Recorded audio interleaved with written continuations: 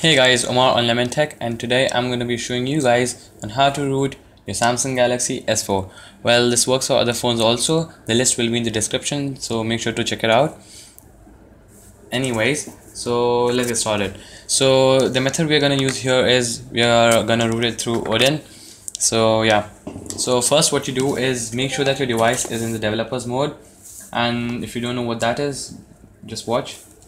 You go to the settings tab, you go to more, about device, you go to the build number and you tap that 7 times. So I'm already in developers mode. Once you're in developers mode, you'll have the developers options.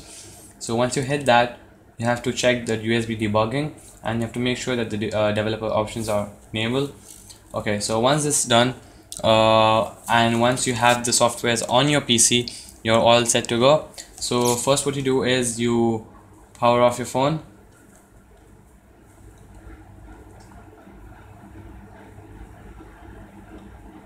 And make sure the phone is fully powered off.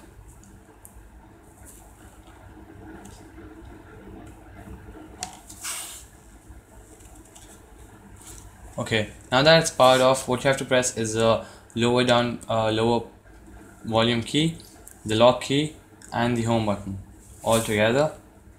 So 1, 2, 3, go.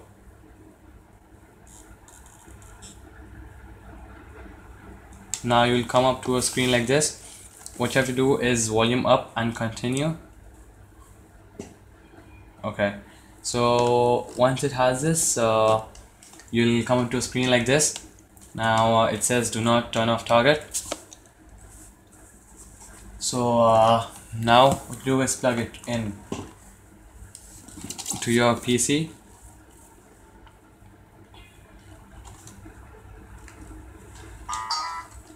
Okay, so once you've done that, just leave your phone and get back to your computer, and you have to make sure that you have the Samsung drivers installed. If you don't have that, make sure to download it. The links will be in the description again. And once you've plugged it in, just make sure that every driver is installed, because it won't work if you haven't installed it. Okay, so in this case, as you can see, everything's installed, all fine. Just to make it sure, I'll check it. Right. Okay, so now that all the drivers are installed, what you do is leave your phone aside and get back on the PC. And I've made a separate folder on the desktop. It just helps. So yeah, you open that up, and I've also tried the motor chopper method. Well, that works, but it wasn't convenient for me, or I just wanted to try the Odin also, so I'd prefer the Odin. Anyways, so you right click the Odin application and you run it as administrator, and you say yes. And you will notice this yellow box. If it's yellow for you, that means your device is nicely connected and it's all ready to go. If it's not, you will have to try to use another USB port or another USB cable. So just make sure it's yellow. That means it's a green signal to go. Now what you do is you do not mess with any settings over here. You just check the PDA, select the PDA, and you choose this file. This will be included in the download link that I've given in the description. It just ends with .tar.md5. So make sure you download it from the link in the description. Downloading any other files will result in something bad. So yeah, just make sure you use the link in the description.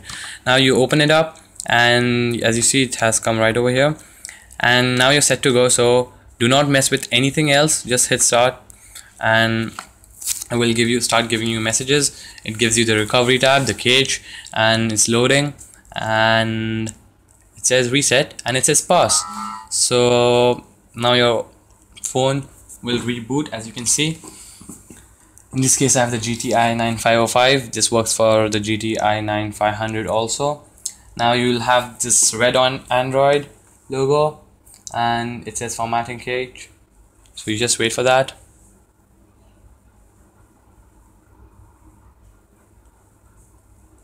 And your device will reboot. Give that vibration. And if you haven't checked out our other videos, please make sure to head on to our channel and check that out too. And if this method doesn't work for you, you can always use the motor chopper. The link will be in the description again.